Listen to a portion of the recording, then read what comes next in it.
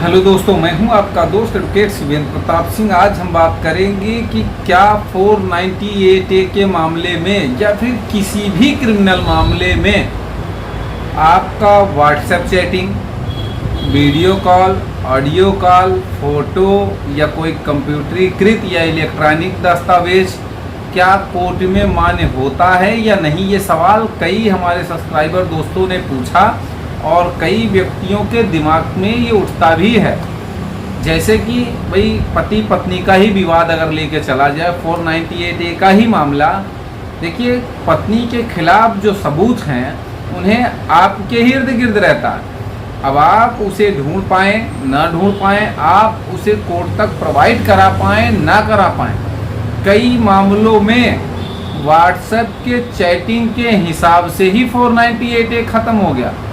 अभी कुछ दिन पहले कलकत्ता हाई कोर्ट का ही मामला था, उसमें व्हाट्सएप चैट के अकॉर्डिंग ही 498A के केस को रद्द कर दिया गया था।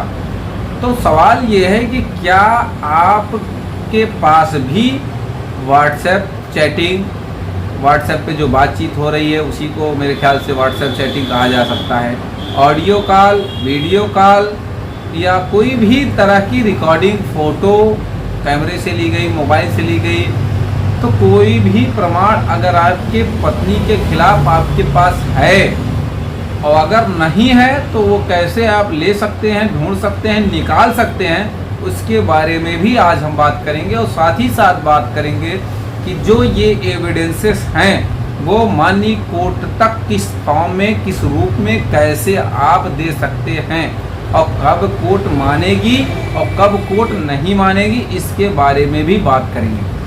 तो अंत तक वीडियो में बने रहें। तो चलिए बात करते हैं, शुरू किया जाए। 498A का ही कोई अगर मामला है, पति पत्नी का ही मामला है। देखिए, अगर पत्नी ने आपके और आपके परिवार के खिलाफ झूठा मुकदमा लिखाया है, तो देखिए अगर झूठा मुकदमा वही होता है जब उसमें जो डेट आप देखें उसको पकड़िए। कभी कभी तो FIR में कोई डेट ही नहीं मेंशन रहती है, अर्थात घटना की कोई तारीख नहीं रहती है कि हम उसके साथ कब मारा पिटाई की गई, कब उसे टॉर्चर किया गया, कब उसे गाली दी गई, कब उसे घर से बाहर निकाला गया। ऐसी स्थितियों में FIR तो पेश हो ही जाती है। दूसरी बात ये, अगर घटना की तारीख है और वो झूठी है तो आप ये देखें कि जो घटना की तारीख बताई जा रही, आप वहाँ पे थे या नहीं थे, और अगर वहाँ नहीं थे तो कहाँ थे, उसका कोई प्रमाण है या नहीं है। उसके अलावा आप उस समय या आपकी पत्नी उस समय क्या सोशल मीडिया पे एक्टिव थी।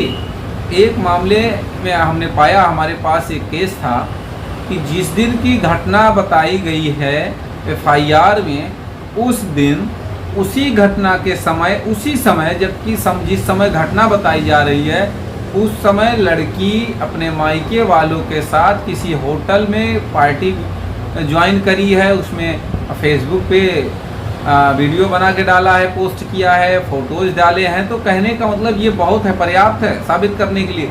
भैया तुम बता रही हो कि इस समय हमको कूचा जा रहा है, पीटा जा रहा है, बढ़िया कूटाई हो रही है, और एक जगह तुम बाकायदे सेल्फी लेके या सबके साथ ग्रुप में फ़ोटो खींच के या वीडियो बना के फेसबुक पे डाल रही, इसका क्या मतलब। ये दोनों साथ में कैसे हो सकते हैं। या तो तुम्हारे साथ मारपीट नहीं हुई, अगर या तो फिर होटल में नहीं गई। अब भैया प्रमाण तो होटल वाला दिख रहा है, इसका मतलब मारपीट नहीं हुई, उसका कोई प्रमाण है नहीं तुम्हारे पास, तो वो काम करें। तो इस तरह से आप देखें। और जो सहअभियुक्तों के खिलाफ FIR दर्ज कराई है उसने, वो कहाँ थे, ये भी बहुत बड़ी बात है। जिस दिन की घटना बताई गई है उस दिन वो सब कहाँ थे। जैसे कि आधे से ज़्यादा लोग तो बाहर रहते हैं, अदर डिस्ट्रिक्ट में रहते हैं, अदर स्टेट में रहते हैं, नौकरी चाकरी में रहते हैं, कहीं ट्रेन से गए हैं, कहीं यातायात से जो भी इस्तेमाल किए उन सब का रिकॉर्ड रहता है, कहीं CCTV कैमरे में आए हैं। तो कहने का मतलब सबूत दुनिया भर के। तो ऐसे केसों के साथ होगा क्या कि जब आप क्वेश्चन डालें तो वो आप बाकायदा एविडेंस एक्ट, भारतीय साक्ष्य अधिनियम की 1872 की धारा 65A 65B को पढ़ लें। उसमें अगर वीडियो रिकॉर्डिंग, कॉल रिकॉर्डिंग या फिर CCTV कैमरा या कोई फ़ोटोज़ हैं, भाई रिकॉर्डिंग या बोलने वाली बात अगर की जाए तो उसको उसी फॉर्म में आप सीडी बना लें। जो उसमें बोला कहा गया है, जो फ़ोन से धमकी वगैरह दी गई है, गाली गलौज किया गया है, उसको उसी फॉर्म में आप टाइप भी करवा लें, एफिडेविट करा लें। तब आप वही 65A 65B 65 एविडेंस एक्ट की धारा 65, 65A या 65B के तहत अब जो भी आपका जैसा भी बनता है उसके अकॉर्डिंग पढ़ के आप देख लें, किसी अधिवक्ता महोदय से जो है राय मशवरा कर लें। उसके तहत जब आप लगाएंगे तो वो लिया भी जाएगा, उसकी सुनवाई भी की जाएगी, उसके आधार पे आपको लाभ भी दिया जाएगा। अब सवाल ये है कि क्या एविडेंसेस हाई कोर्ट में भी लगा सकते हैं? देखिए, हाई कोर्ट में जो होता है वो ट्रायल नहीं चलता, लगाने का आप लगा सकते हैं, कोर्ट देखेगा भी, कंसीडर भी करेगा, लेकिन उसका पूरा लाभ आपको कहाँ मिलेगा या नहीं वो दे दे अच्छी बात है, और नहीं तो फिर ट्रायल कोर्ट में तो 100% एक एक चीज़ लिया भी जाएगा, एक एक चीज़ों पे बारीकी से ध्यान रखते हुए तब ही जजमेंट पास होगा। कहने का ये मतलब, आपके ऊपर कोई भी मुकदमा हो जाए, कोई भी आपराधिक मुकदमा हो जाए, तो सबसे पहले उसकी दिन तारीख समय देखिए और आप अपनी वहाँ प्रेजेंटेशन देखिए कि आप वहाँ उपस्थित थे या नहीं थे, आपके घर वाले कहाँ थे, आपके रिश्तेदार कहाँ थे, आपके जो और लोग अन्य सहाभियुक्त हैं वो कहाँ थे, या उस समय आपकी बीवी या वादिनी या फिर जिसने भी मुकदमा किया वो बंदा कहाँ था। अगर इन सब बातों में दो भी बात अगर आप झूठी साबित कर दिए तो क्लियर है कि ये पूरा मुकदमा झूठा साबित माना जाता है। कोर्ट को देखिए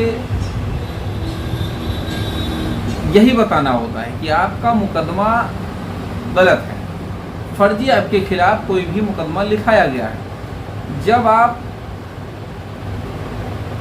कोई चीज़ क्लियरली उसकी साबित नहीं होने देंगे, या यूँ कहें कि कोई भी लड़की, कोई भी वादिनी, कोई भी औरत अगर अपनी बात साबित नहीं कर पाएगी, या जो उसने आरोप आप पे लगाए हैं उसके आरोपों का एक भी आरोप का खंडन आपने कर दिया, तो सीधी सी बात है कि आपकी जो उसकी FIR है जो आपके ऊपर लगाई गई है वो अपने आप में झूठी साबित हो जाएगी।